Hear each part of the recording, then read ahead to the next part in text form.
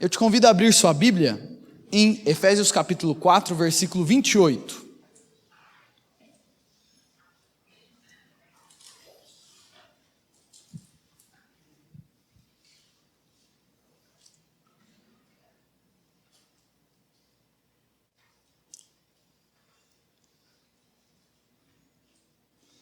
Efésios capítulo 4, versículo 28.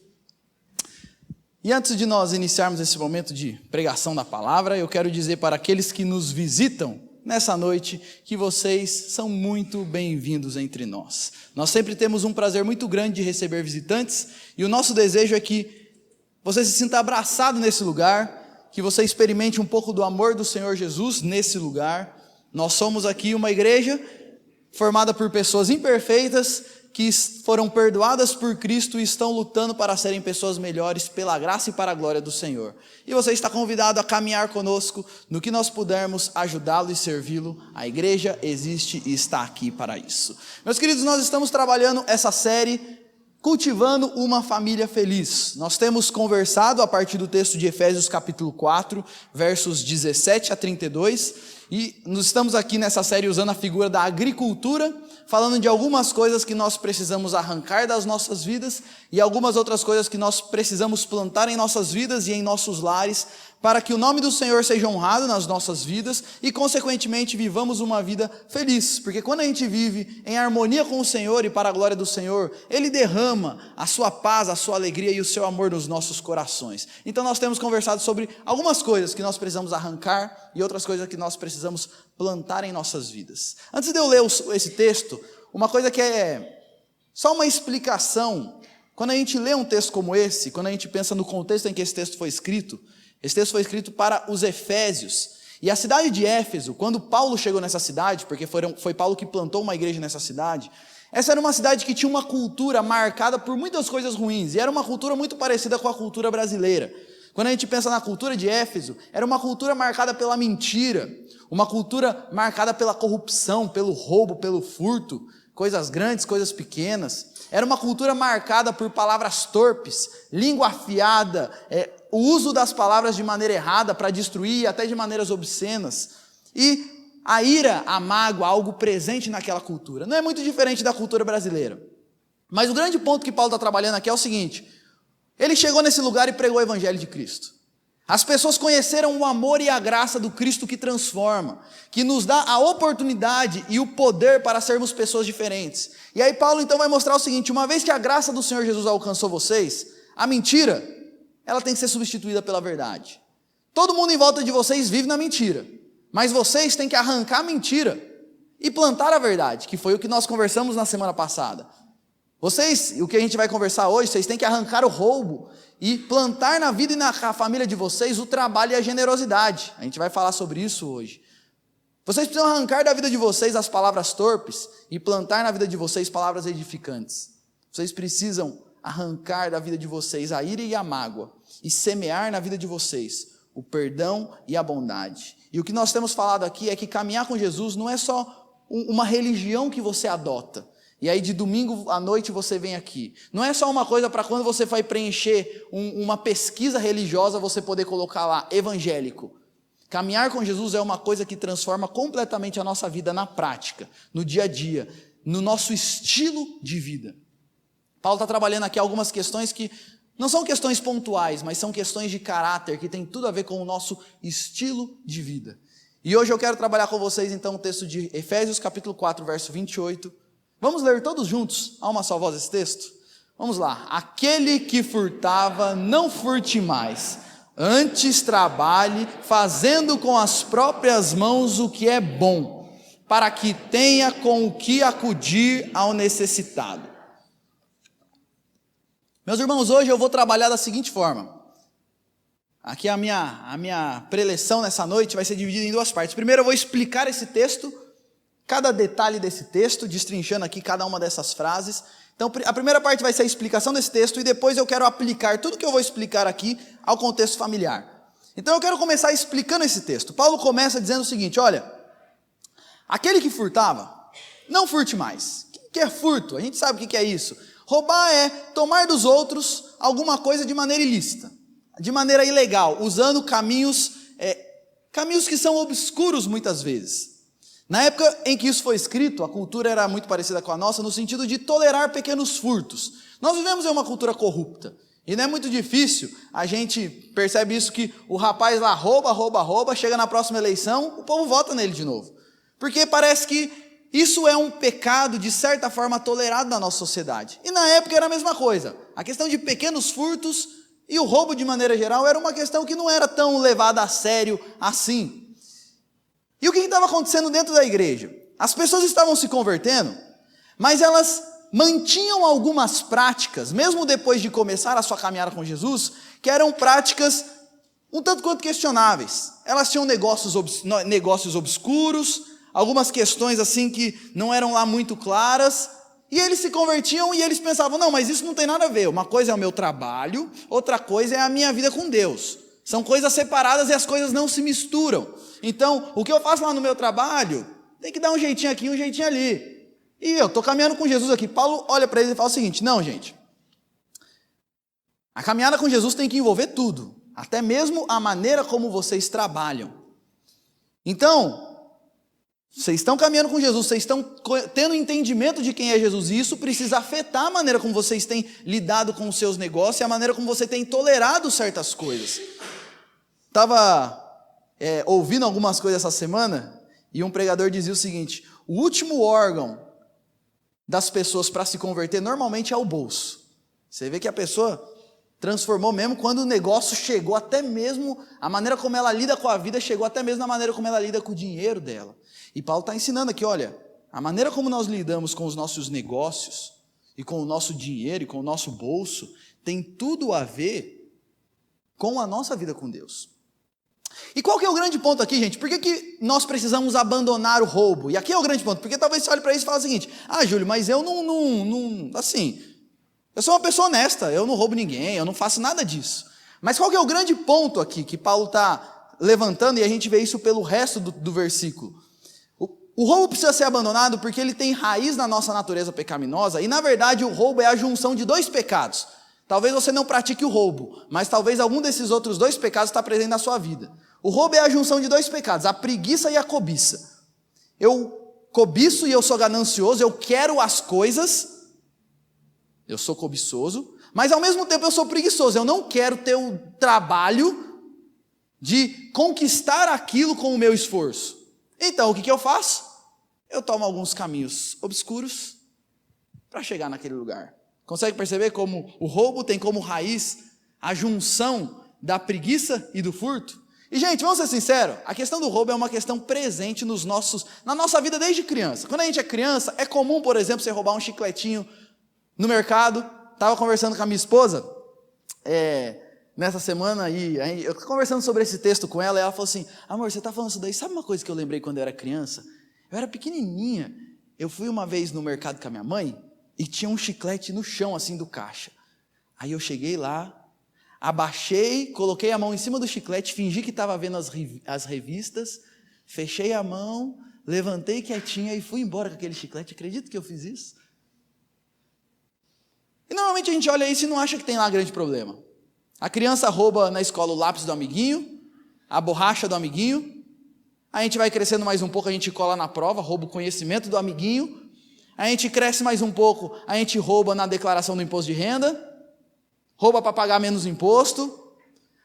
Aqueles que são donos e empregam outras pessoas, eles roubam e exploram as pessoas no sentido de arrancar o máximo delas pagando o menos possível. Aqueles que são trabalhadores roubam fazendo corpo mole. Eu vi uma pesquisa essa semana que dizia o seguinte, uma pesquisa feita nos Estados Unidos. As pessoas admitem, e eles fizeram uma pesquisa dizendo o seguinte, quantos por cento do seu tempo no trabalho você gasta com outras coisas que não é o seu trabalho? E sabe qual foi a resposta? Mais ou menos 37,5% do tempo das pessoas, enquanto elas estão trabalhando, elas gastam com outras coisas que não são trabalho. WhatsApp, internet, conversa fora.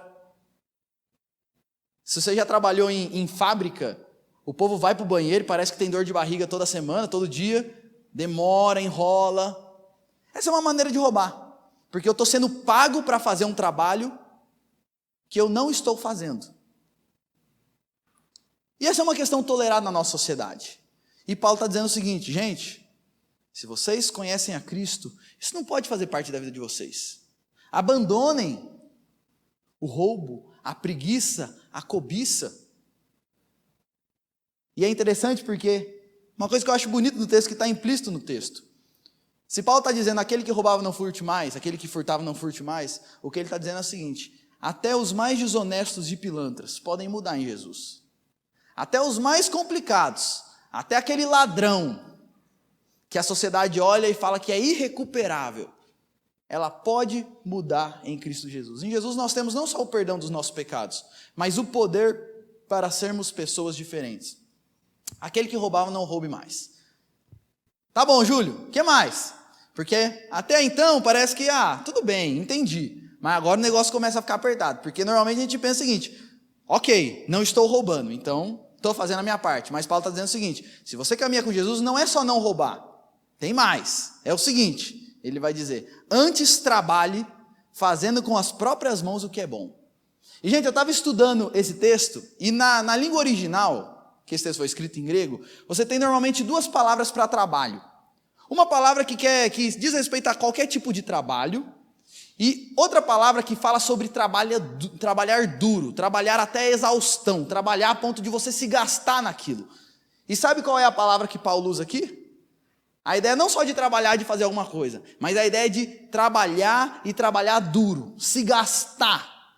O que ele está dizendo aqui é o seguinte, aquele que roubava, não roube mais. Antes, sabe o que você tem que fazer? Não é só, eu roubei, então eu pego o dinheiro e devolvo para quem eu roubei, não. Comece a trabalhar, e agora mais do que nunca, trabalhe e trabalhe duro.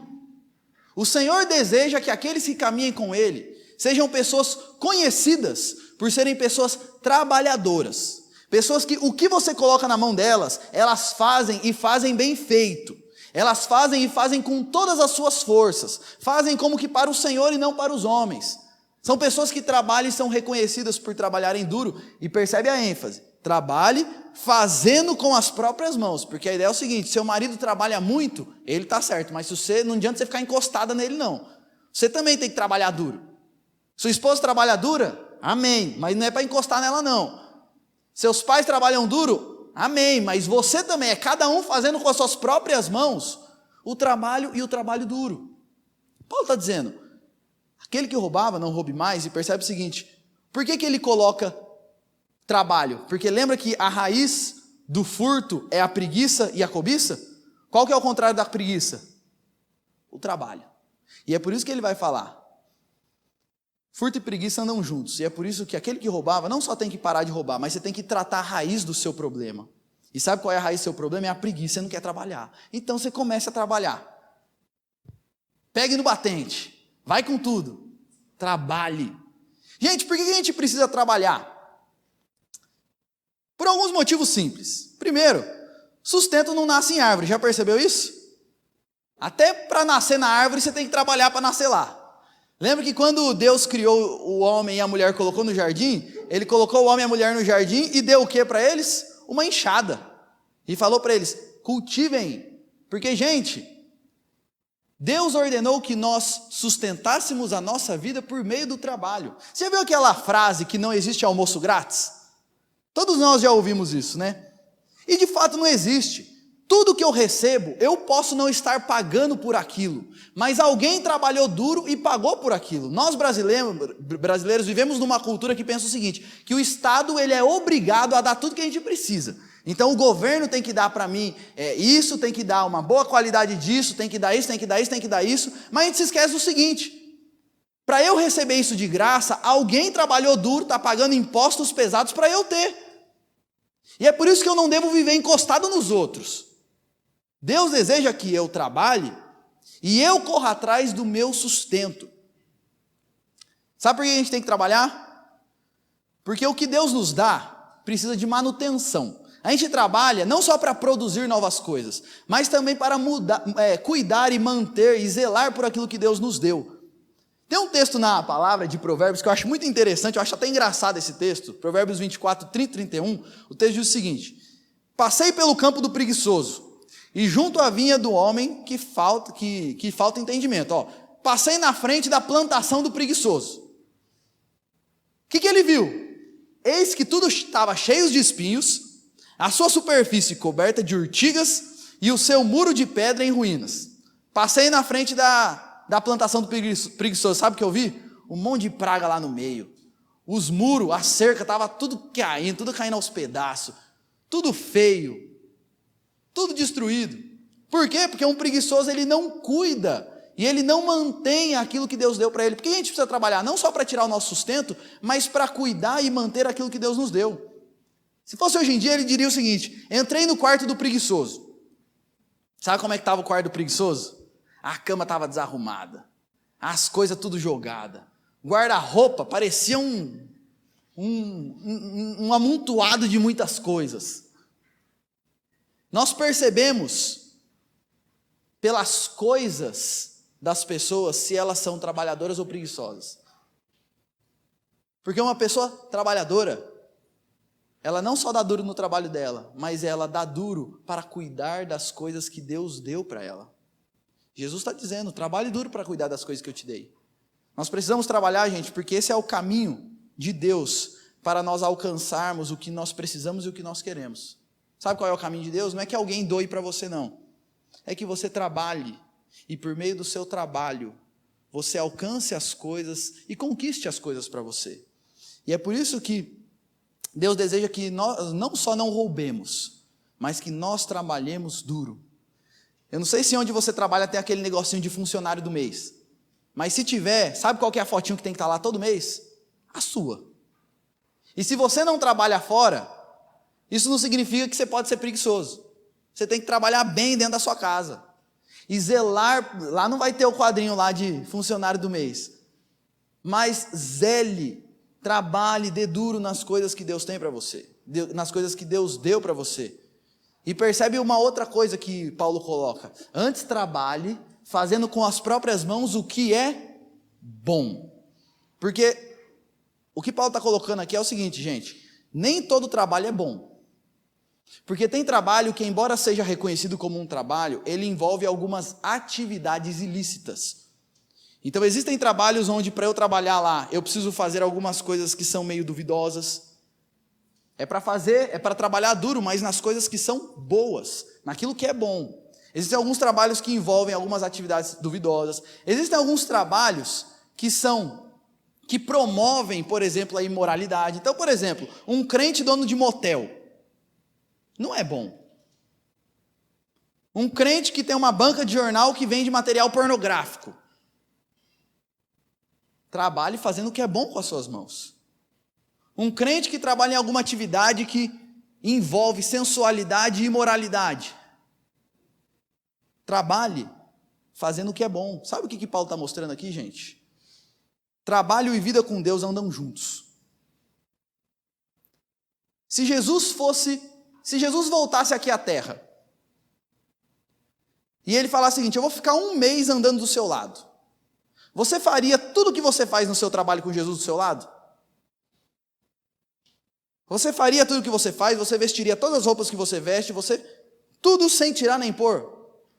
Se não, talvez o seu trabalho não seja bom.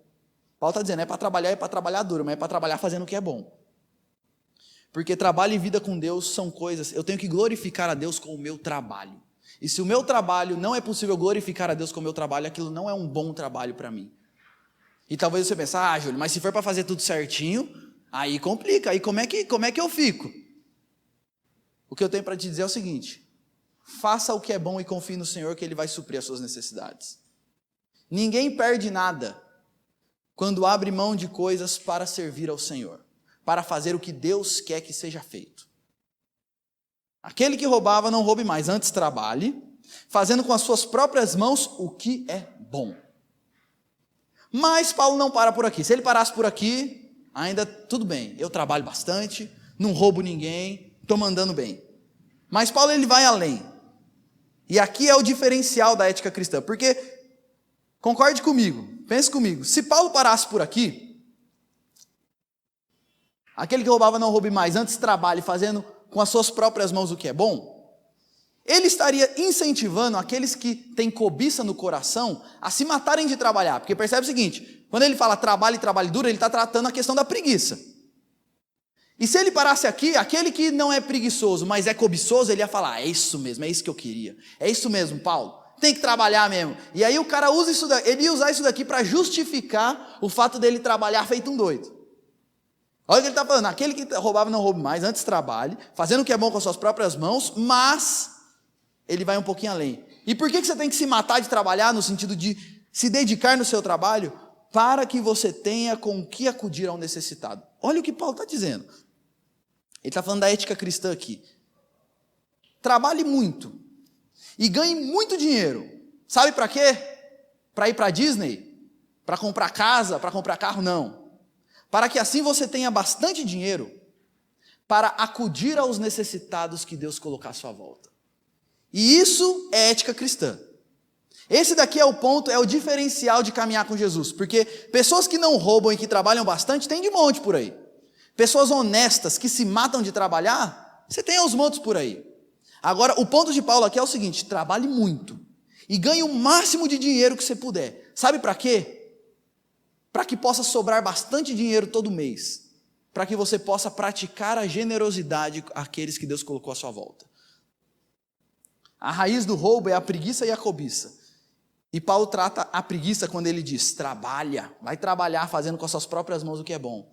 E ele trabalha a cobiça quando ele diz, e trabalhe bastante para que você tenha com o que acudir ao necessitado. Sabe o que Paulo está dizendo aqui?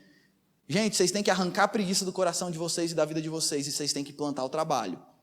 Vocês têm que arrancar a cobiça do coração de vocês, e vocês têm que plantar na vida e na família de vocês a generosidade. Talvez você pense, mas Júlio, é o seguinte, mas, né, e a minha família, como é que fica? Porque eu já vi muitas pessoas falando assim, mas se eu for ajudar as pessoas, como é que a minha família vai ficar nesse negócio? O ponto de Paulo aqui, gente, é claro que a nossa família tem prioridade. O chamado de Paulo aqui é que você trabalhe duro para que você supra as necessidades da sua família e sobre dinheiro para que você possa ajudar aos necessitados, entendeu? O ponto aqui não é tirar dos meus para dar para os outros. O ponto é trabalhar a ponto de você ter, para você suprir bem os seus e sobrar um pouco para que você possa então ajudar os outros. E, gente, generosidade tem a ver com o estilo de... Generosidade é um estilo de vida. Preste atenção nisso.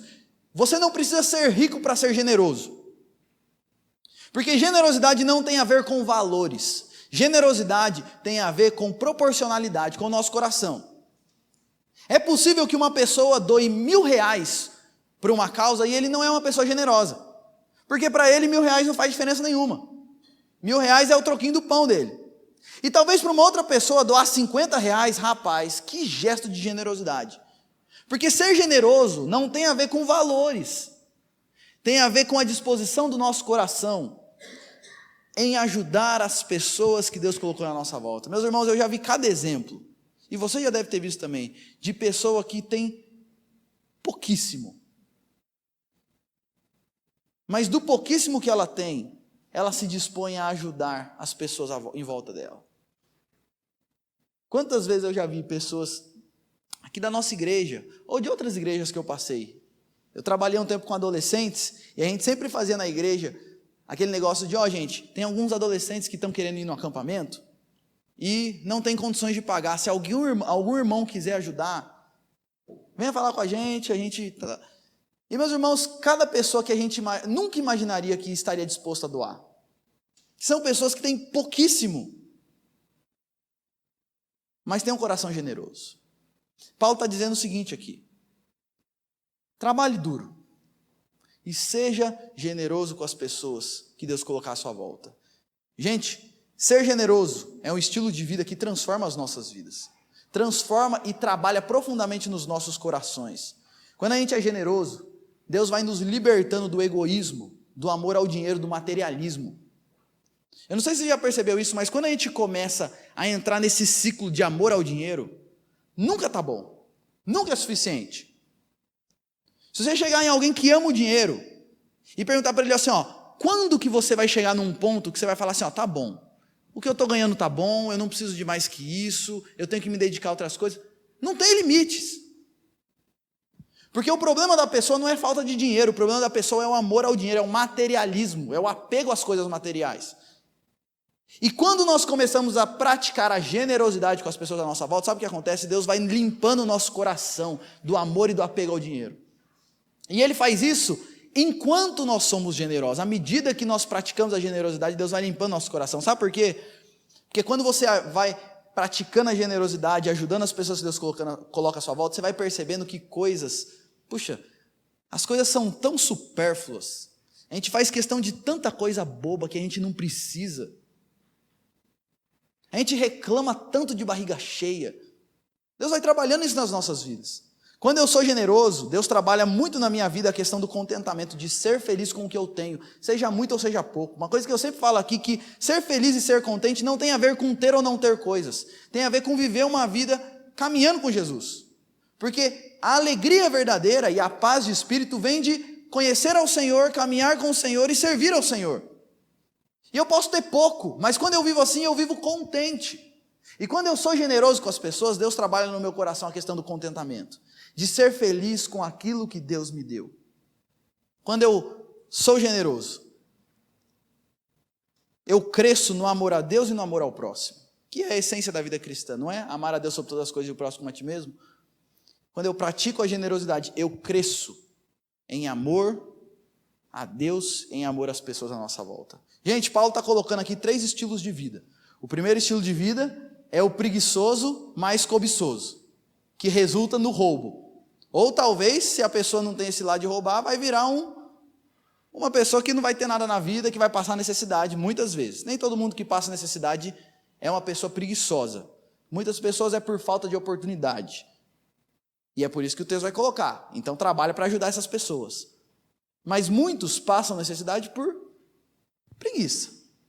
E Paulo está colocando, primeiro estilo de vida que você pode viver, aquele que tem preguiça mais cobiça. Segundo estilo de vida é aquele que trabalha duro, mas tem um coração cheio de cobiça. Quem que é essa pessoa? Ele é um materialista. Ele é aquele que é apegado ao dinheiro e às coisas. É aquele que trabalha duro, mas trabalha duro porque ele quer juntar mais coisas e mais coisas e mais coisas. E o terceiro estilo de vida é aquele que trabalha duro e ao mesmo tempo é uma pessoa altamente generosa. Esse é o estilo de vida cristão.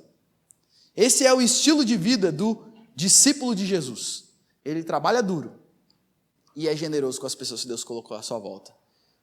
A ética cristã é um padrão muito elevado, né, gente? É uma coisa que o que Paulo está colocando aqui você tem que trabalhar muito. Não para você viver uma vida de luxo, você vai viver uma vida como quem ganha pouco. Mas você vai usar todo esse extra para cuidar da sua família e para ajudar as pessoas que Deus colocou à sua volta. Como que eu posso viver uma vida assim? Quando a gente fala assim, esse discurso aqui é bonito na teoria. Eu chegar aqui e falar sobre isso é algo muito bonito, mas como que eu vivo isso na prática? Gente, eu diria o seguinte, como que eu posso viver dessa forma? Primeiro, para viver dessa forma eu preciso crer nas promessas de Deus. E há 2 promessas da palavra de Deus que a gente pode ligar a esse assunto que são muito próprias para esse momento. Mateus 6,33 diz o seguinte, buscai, pois, em primeiro lugar o reino de Deus e a sua justiça, e todas essas coisas aqui é tudo o que você precisa, vos serão acrescentados. Quando eu creio que Deus é quem sustenta a minha vida, e eu tenho que buscar o reino de Deus e a justiça de Deus, e o amor a Deus, e o amor às pessoas que Deus colocou à minha volta, e quando eu vivo dessa forma, eu creio que Deus vai cuidar das minhas necessidades e vai suprir todas as minhas necessidades. Então eu não preciso viver preocupado, não preciso viver agoniado. Tem muita gente que vive e guarda. Não que a gente não tenha que fazer uma poupança, mas a pessoa vive com medo. A razão para ela guardar tanto dinheiro é porque ela tem medo de acontecer alguma coisa e ela tem que, de alguma forma, cuidar. E ela se esquece que existe um Deus no céu, que está cuidando dela e que há de suprir todas as nossas necessidades. E outra promessa que tem na palavra de Deus que nós precisamos crer, Provérbios 19:17, quem se compadece do pobre, ao Senhor empresta, e esse lhe paga o seu benefício. Olha o que o texto diz, quem ajuda aos necessitados à sua volta é como se estivesse fazendo um empréstimo para Deus, e Deus vai devolver. Nem sempre Ele vai devolver, e na maioria das vezes Ele não vai devolver fazendo você ser a pessoa mais rica do universo. Mas muitas vezes Ele nos devolve com as bênçãos que o dinheiro não compra. paz, alegria,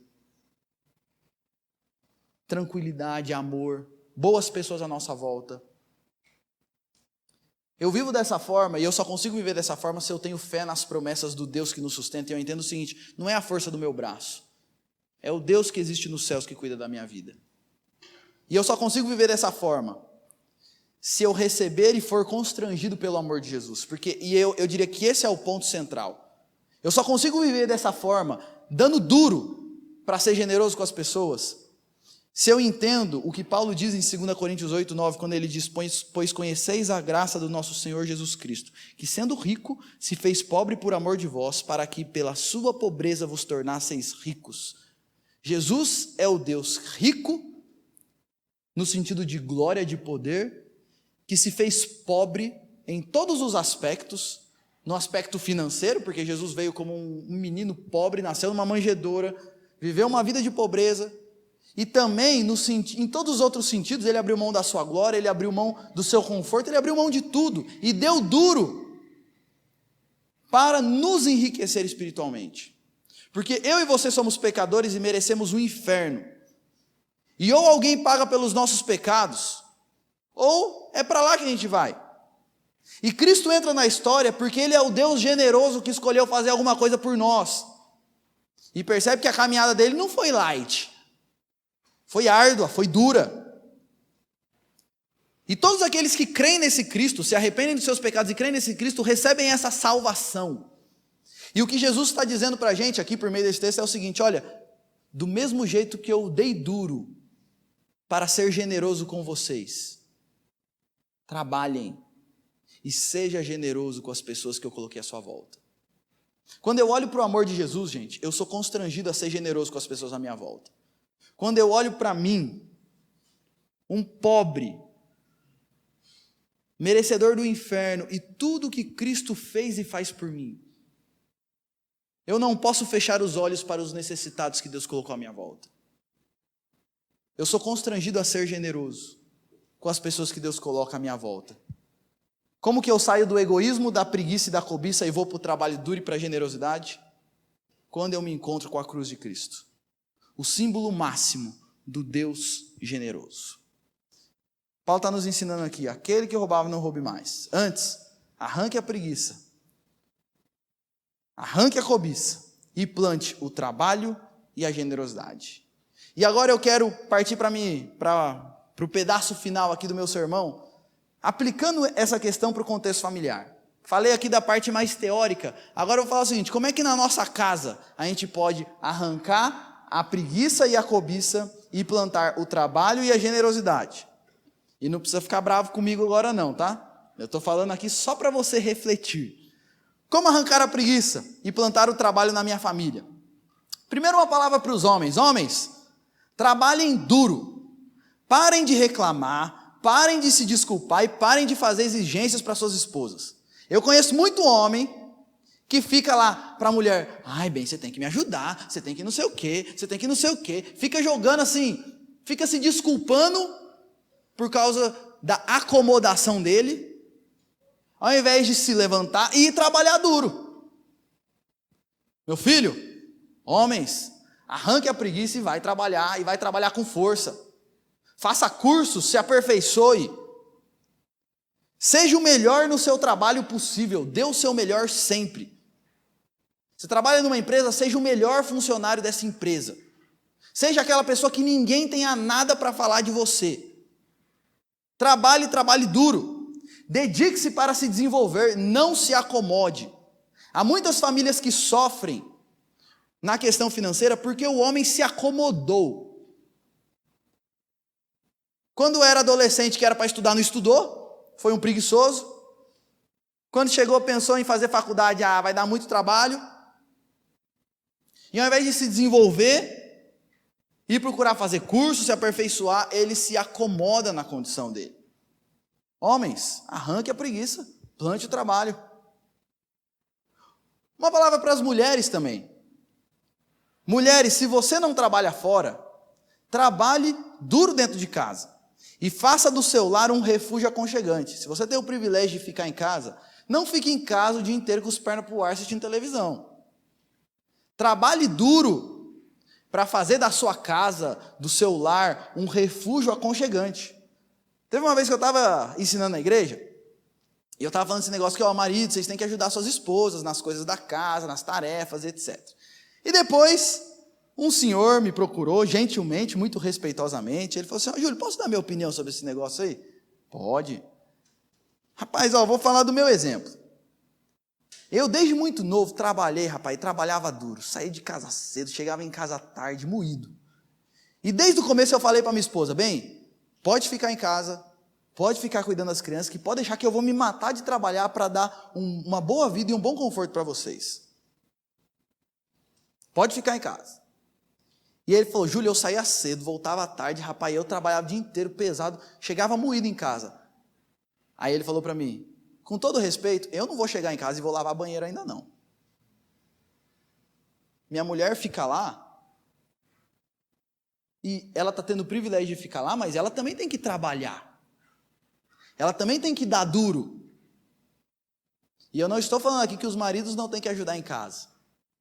Mas eu estou falando aqui que existem algumas mulheres que, por terem o privilégio de ficar em casa, elas acham que isso vou ficar em casa sem fazer nada.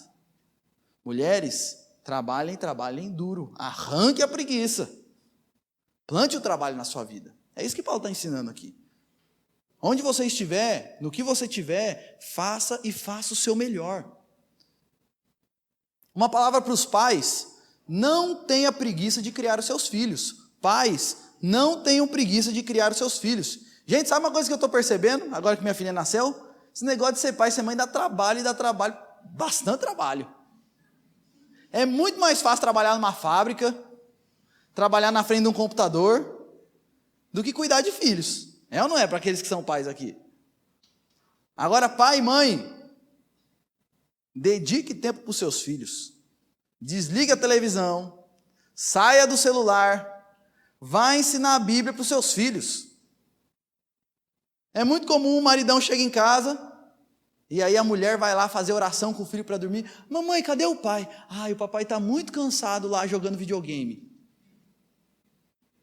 Homens, pais, dedique tempo para os seus filhos, não tenha preguiça disso. Nós vivemos em uma sociedade em que muitos preferem deixar o filho na creche o dia todo, sabe por quê? Porque dá menos trabalho. Eu vi uma vez uma moça dizendo o seguinte, se eu pudesse eu deixava o meu filho 7 horas da manhã na escola e pegava ele 6 horas da tarde dormindo. Tem uma moça aqui da igreja que trabalha em creche, e uma vez eu estava perguntando para ela, mas quem que normalmente são as mulheres que levam os filhos? São mulheres assim, a maioria trabalha. Ela falou, Júlio, é nada, rapaz, tem umas mulheres que vai lá deixar o filho na creche, que você vê o seguinte, nem o pijama ela tirou. Ela vai, rapaz, você vê que nem pentear, nada, ela levantou, colocou o filho no carro, levou para a creche, ela vai voltar para lá para dormir. Pais, dediquem tempo para os seus filhos. Isso não é só para mulher não, viu, homens? Porque ela não é mãe solteira, ela não é mãe sozinha não. Dedique tempo para os seus filhos, não tenha preguiça de cuidar dos seus filhos. E cuidado para não criar filhos preguiçosos, viu? Isso daqui é uma coisa importante. Porque tem pai que cria filho assim, quando ele é criança, ele faz toda a bagunça, você vai lá, arruma tudo. Quando ele se mete em enrascado, você vai lá e resolve tudo. Quando ele cresce, você faz o pratinho dele, você não deixa ele lavar roupa, você não deixa ele fazer não sei o quê. Aí depois ele cresce, fica lá com 20, 30, 40 anos em casa, sem trabalhar, sem jogando videogame. Você não sabe o que tem nesse menino. Ensine o seu filho desde criança o valor do trabalho. A dar duro, a não ser preguiçoso. Arranque a preguiça de dentro da sua casa. Seu filho bagunçou os brinquedos lá, faz ele lá catar todos os brinquedos e guardar. Ele precisa aprender a cuidar, a zelar por aquilo que Deus colocou nas mãos dele. Se você é jovem, cumpra com as suas responsabilidades. Não seja um peso na vida dos seus pais. Porque nós vivemos em uma geração onde os filhos são pesos na vida dos seus pais. Não quer saber de estudar, não quer saber de trabalhar, não quer saber de nada. Uma vez uma mãe falou para mim o seguinte, Júlio, meu filho é tão preguiçoso que eu deixo a comida feita na geladeira. Ele não tem a capacidade de ir lá, fazer o prato e colocar no micro-ondas para esquentar. Se eu não for lá esquentar, ele não come, ele passa fome. Jovens, estude muito, ajude nas coisas da casa, seja um bom mordomo das coisas que Deus te dá e das oportunidades que Deus te dá. Meninos, se você está aqui, você é homem, pare de agir como criança. Porque tem muitos meninos que, o rapaz tem 20 anos e a diferença entre ele e uma criança não tem nenhuma. Os dois vão para a escola e brincam o resto do dia. Prepare-se para assumir a sua família futuramente. Muitas famílias sofrem, porque quando o rapaz era novinho, ele era um preguiçoso e não se preparou para assumir uma família futuramente. Para toda a família, dedique-se principalmente à sua vida espiritual. Não tenha preguiça de se desenvolver no que diz respeito à sua vida espiritual. Porque na maioria das vezes a gente não tem preguiça para trabalhar quando o assunto é ganhar dinheiro. Mas quando o assunto é ler a Bíblia, é orar, é buscar Deus, é servir ao Senhor, aí a gente tem preguiça. Aí, nossa, eu estou moído. A gente se esquece, Salmo 127, se o Senhor não edificar a casa, em vão trabalhos que edificam. Não tenha preguiça de buscar ao Senhor de todo o seu coração. Arranque a preguiça, plante o trabalho na sua família. E, gente, arranque também a cobiça. E plante a generosidade na sua família. E aqui algumas dicas práticas. Discipline e leve a sério até a menor desonestidade e furto. Alguém dentro da sua casa foi desonesto, fez alguma coisa ilícita, roubou, nem que seja uma bala, leve isso a sério. Para aqueles que são homens, não pensem só em dinheiro. Existe muito homem que não é preguiçoso, mas ama o dinheiro. E aí trabalha porque ele quer ter mais dinheiro. Não viva pelo dinheiro. Seja uma pessoa presente na vida da sua esposa, na vida dos seus filhos, na vida da sua família. Mulheres, não sacrifique a criação dos seus filhos pela cobiça. E o que eu estou querendo dizer aqui, tem muitas mulheres na nossa sociedade que por causa de cobiça, porque querem ganhar um pouquinho mais, porque querem comprar aquela bolsa, porque querem fazer isso, sacrifica a educação do filho, deixando ele o dia inteiro para outra pessoa cuidar, para que ela possa ganhar um pouquinho mais. Ela não precisa daquilo, mas ela faz isso por uma questão financeira, por cobiça. Arranque a cobiça da sua vida e da sua família. Plante a generosidade. Vivemos numa cultura que prega que mulher de sucesso é aquela que ganha dinheiro. Isso é mentira. Uma mulher que ganha muito dinheiro, mas não cumpre as responsabilidades dela como mãe, como esposa, é um fracasso. Pode até ser um sucesso diante do mundo, mas é um fracasso diante de Deus. E cuidado para não confundir necessidade com cobiça. Não, pastor, mas sabe por que eu preciso? Eu preciso para eu poder viajar para Disney. Eu preciso para eu poder suprir os meus luxos. Precisar é comida, vestimenta, casa. Além disso, não é necessidade, é cobiça. Cuidado com isso, gente. Para toda a família, seja feliz com o que Deus te deu. Seja muito ou seja pouco, arranque a cobiça, seja feliz com aquilo que Deus te deu. Para de olhar para a grama do vizinho, para o carro do vizinho, para o celular do vizinho, para a roupa do vizinho, para qualquer coisa do vizinho. Agradeça a Deus por tudo que Ele colocou nas suas mãos. E por fim, gente, plante uma cultura de generosidade na sua família. Se você reparar ao seu redor, você vai ver um monte de pessoa necessitada. E você vai ver mais pessoas necessitadas do que você imagina. Quando a gente começa a reparar à nossa volta, a gente começa a perceber que tem mais gente precisando do que a gente imaginava. Ajude essas pessoas. E ensine isso para vocês que têm filhos pequenos, ensine isso para os seus filhos. Chegou um seu filho lá e falou assim: papai, nossa, lá na escola tem um menininho lá, coitado papai, eu vi que ele não tinha nem um lápis de cor, os lápis de cor dele tá tudo, sabe o que você faz? Fala assim: filho, vamos lá comprar um jogo de lápis de cor para ele, compra o lápis de cor e fala, vai lá, entrega para o seu amiguinho. Ensina o seu filho a ser generoso. Ensina ele, quando ele está lá com uns 3, 4 tênis, filho, olha, você tem um monte de tênis, esse tênis aqui tá bom, vamos dar para alguém que estiver precisando? Ou vamos comprar um tênis para dar para aquele seu amigo? Seja generoso. Cultive isso dentro da sua casa. Invista, gente, no futuro de outras pessoas. Isso daqui é uma coisa muito interessante, mas algumas pessoas têm o privilégio de ter algumas oportunidades que outras pessoas não têm. Talvez você tenha tido a oportunidade, por exemplo, de fazer uma faculdade e outras pessoas não tiveram essa oportunidade. E sabe uma coisa que você pode fazer? Dar a outras pessoas oportunidades que ou você não teve ou você teve, mas agora essa pessoa não tem e você tem condições de ajudar ela nisso. Coisas que eu já vi que eu acho muito legal. Pessoas se juntando para pagar a faculdade de alguém.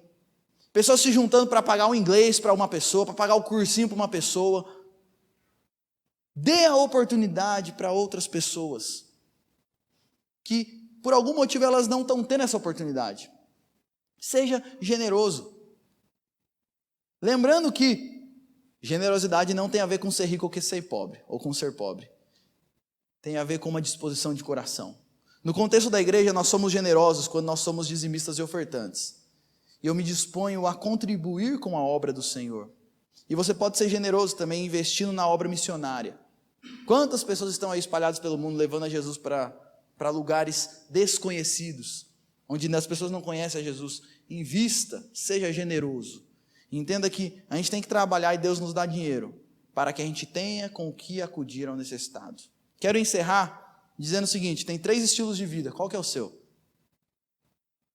Se fosse para você se enquadrar em uma dessas 3 possibilidades, você estaria mais para qual? Se você não está no último aqui, trabalho duro, mas generosidade, o meu desafio para você nessa noite é: arrependa-se.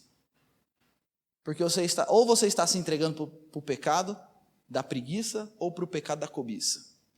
Arrependa-se do seu pecado. Olhe para Jesus, o Cristo generoso. Peça que Ele perdoe o seu pecado. E peça para que Ele te ajude a cultivar um coração igual ao dele. Um coração generoso. Um coração que trabalha duro, mas trabalha para que tenha com o que acudir aos necessitados que Deus coloca à sua volta. Vamos orar mais uma vez? Senhor, quando a gente estuda um texto como esse, nós somos altamente desafiados. Porque trabalhar duro para eu poder viver no luxo, isso é uma questão que nós vemos em todos os momentos, em todos os lugares.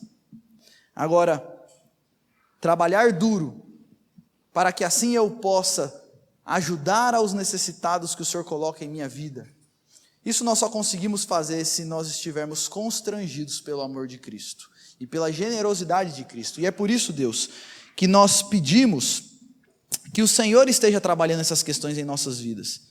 Que o Senhor esteja mexendo nos nossos corações e constrangendo os nossos corações a ponto de a generosidade de Cristo moldar o nosso coração para que sejamos generosos também. Aqueles que estão aqui entre nós, que cultivam o pecado da preguiça, seja preguiça no trabalho, seja preguiça no contexto de cuidar dos filhos, ou seja preguiça no contexto da vida espiritual, a minha oração é que o Senhor esteja trabalhando esses corações e mexendo nesses corações. Aqueles que estão aqui, que estão entregues à cobiça, estão apegados ao dinheiro, apegados a questões materiais, a minha oração é que o Senhor esteja também renovando esses corações, quebrantando esses corações e ajudando eles a enxergar o que de fato tem valor nessa vida. E a nossa oração, Deus, todos nós, é que o Senhor nos ajude a arrancar a preguiça, arrancar a cobiça e plantar nas nossas vidas e em nossas famílias o trabalho e a generosidade, para que o Teu nome seja honrado por meio das nossas vidas. E para que assim, Deus, possamos desfrutar na nossa família dos Teus planos, dos Teus propósitos, e assim cultivemos uma família feliz para a glória do Senhor. Trabalha isso em nossas vidas, é isso que nós oramos no nome de Jesus. Amém.